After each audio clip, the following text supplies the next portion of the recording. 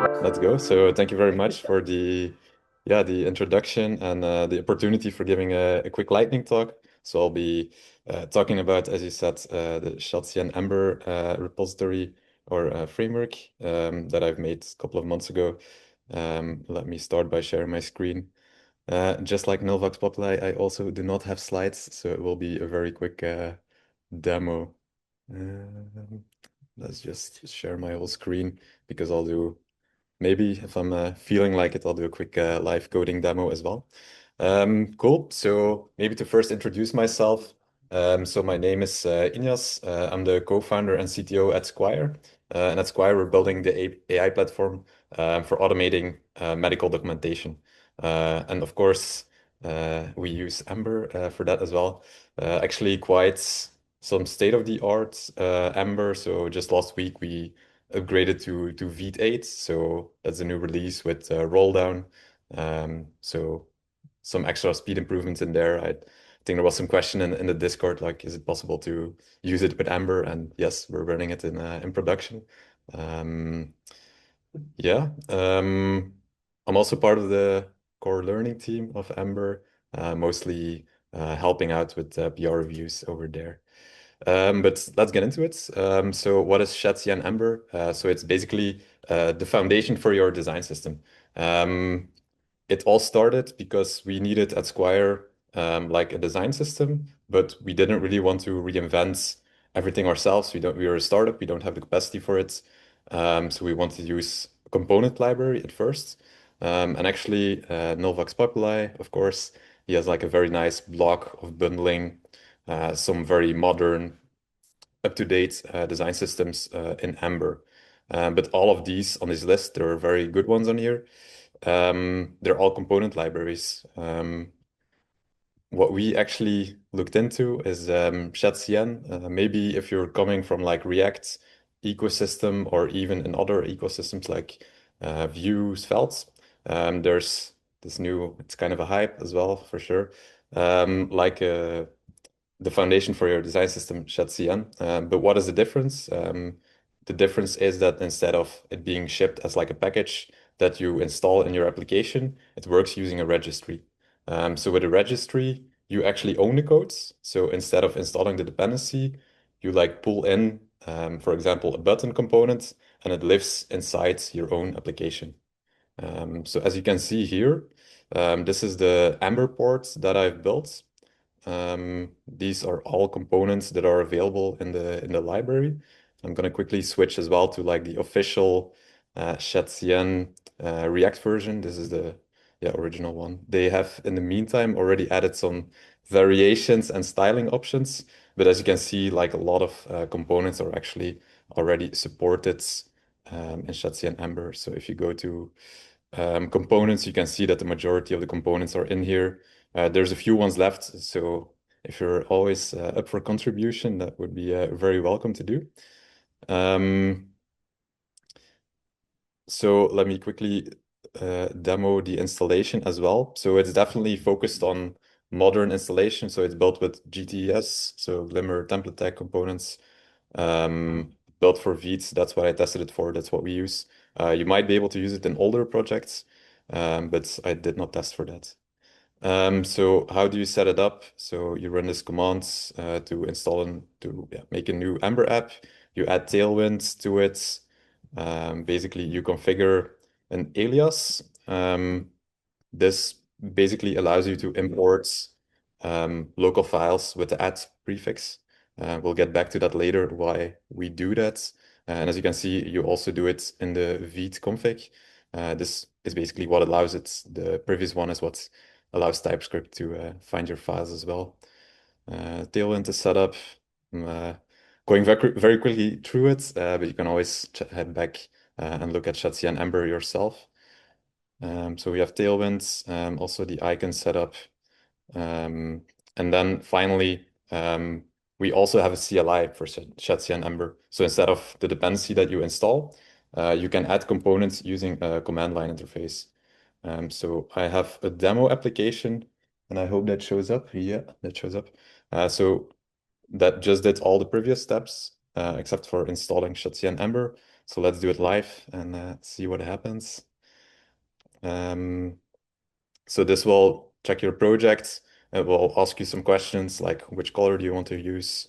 I'll just use neutral. It will install some dependencies that you need and then update your configuration. So you can see it's added a utils file.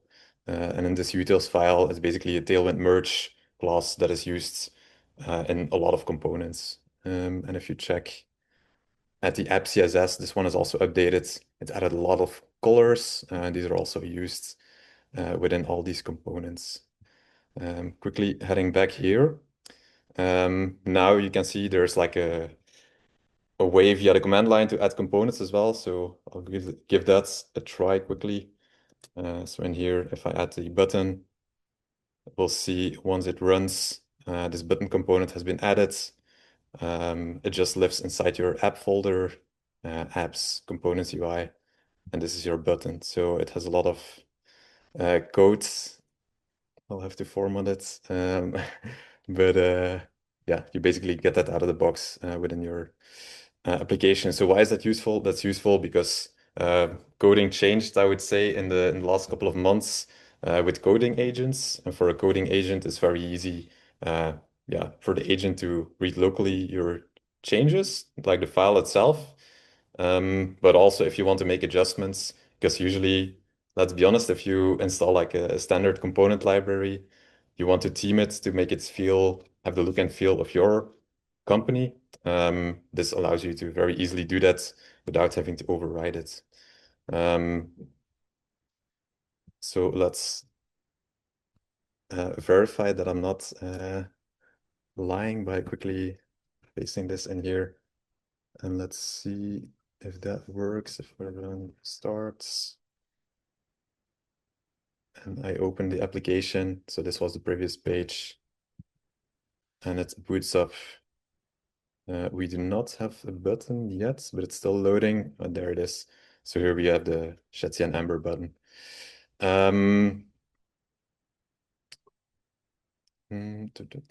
What else was I going to say? So very interesting bits maybe about like the add prefix that you saw. Why is this done? First of all, it's easy to copy paste code from one project to another. Like if you install it via the CLI, like for everybody, it will be the same. But also if you look at the React codes, the Ember code is almost exactly the same. So shadcn has a huge ecosystem. So they also have this thing called blocks where it's just like, okay, you have a login page, quite standard, that has some codes. And actually, because the imports are formatted the same, porting this to Ember is basically no efforts. Like you put this in your coding agents and you will just have a login page. So maybe if you're feeling for it, you can just give it a go. Before that, let me quickly switch back and show another thing. Is anybody keeping time, by the way? So please stop me if this is taking too long for a lightning talk. But this other thing that's very interesting that we have is the MCP server. So you can also add the MCP server to your local setup, and this will teach your coding agents how it can interact with the CLI. So for example, here is the command to add it to your VS Code, which is what I'm using right now. And then you can see once it's set up in extensions, it installs the shadcn-ember MCP server. So right now, my coding agent will have access to the the command line interface. So let's now try to port the login page and we'll know how to add, for example, it uses like an input component, a card component, and it should know this. So port this React codes to my local Ember app. Let's just do it here and hope it works. Hope I did put it in auto, so I hope it selects a plot.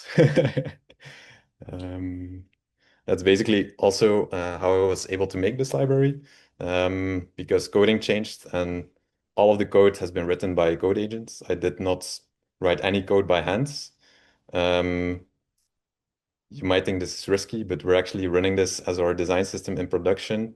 Everything has been verified and looked and given good, yeah, Ember defaults basically, by manually reviewing the codes. And also a good tip if you're writing code using code agents, the first thing I would do is like create an agents .md file like this.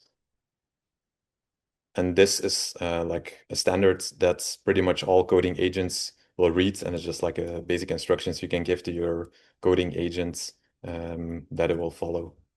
It's like just putting it in every context of every request. So you can see in the background, it's like doing things. It added the components already. So you can see it added the card components, the field components, and the other ones. Um, I hope it doesn't implement all the logic and just the view, because otherwise this might take a bit. But let's maybe just check um, what it looks like. I think it's still busy. Application. Also another interesting, okay, there we go. So it already looks like the yeah, the block from just copy paste from here. So actually it looks exactly the same. Two other final things to wrap up, sorry, is you can theme it. So there's multiple websites because there's like a huge ecosystem for shadcn. You can pick themes on, yeah, just do a Google search, and then my Zoom is overlapping here, but there should be like a code button. So yeah, this one. And this you can just copy paste in like your Tailwind config, and there you go. If you do that, your theme will be applied. And then finally, like another interesting bit, a design choice that was made to implement this. And let me head over to the changelog. It's documented here as well, is that a big part of what makes shadcn-ember work is by using Ember context. Why? Because in React, it uses context. There is built in. There's an RFC to also make it built in into Ember, but it's not there yet. So there's like a popular add-on that you can use to already do it right now. So this heavily depends on that. And why is that? Because I think the most common case you might have had yourself is if you have like a tab component, you would have to use like yielded parameters or yielded context from your tab to like decide what is in the content of the tab. And with context, you can do that just based on the nesting of your layout. So what's really handy about this is that you, as a consumer, you don't have to worry about like how all the data is being passed through the component tree. You just nest this, and this is also what just makes it work if you copy it from React to Ember. Cool. I think that was the major things I wanted to share with you about shadcn-ember. So you can find it back on GitHub. Um, Maybe one last bit. So the downside of it not being an installed dependency is that it's very hard to see like if it's being used or not, or by how many people. So if you use it, would appreciate if you give it a star on GitHub, or feel free to let me know. That's it. Thank you.